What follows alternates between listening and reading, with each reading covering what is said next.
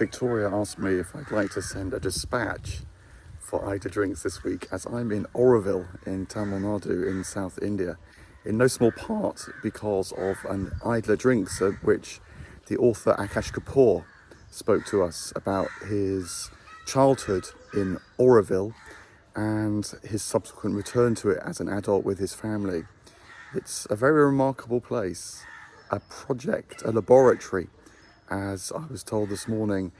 in the future of humanity, an attempt to build a new community, particularly not based around money, but also with a spiritual heart and soul. And probably the most famous building in Auroville is the Matri Mandir, a temple to the Divine Mother, which is completely unique and very hard to know how to relate to. It's so extraordinary,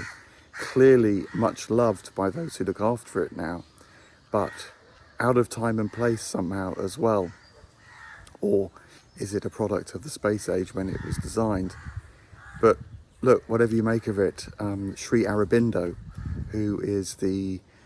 Indian nationalist turned spiritual guru and a very significant philosopher in the Indian world, is the source of the vision of a new future, and it was then developed into this new town community by one of his key followers known as the Mother, and now is a bit torn, I think we've learnt this morning, between on the one hand hoping to realise a new city for tomorrow, and on the other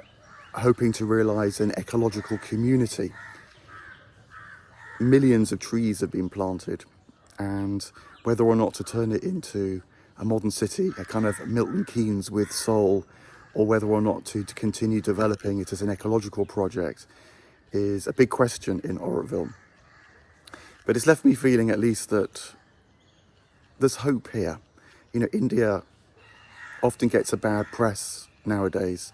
and Narendra Modi, the Prime Minister, causes a lot of alarm in the West, and not without cause.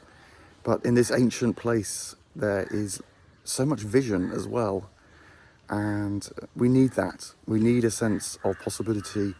for tomorrow, it seems to me, one that has spiritual, soulful roots, as well as a philosophy that's not just driven by capital gain, money. And so I shall leave this place feeling quite confused, but maybe that's good, because as we at the Idler often muse, the future is not always clear, but trying to tap into basic things, giving the space to do that, is at least a start.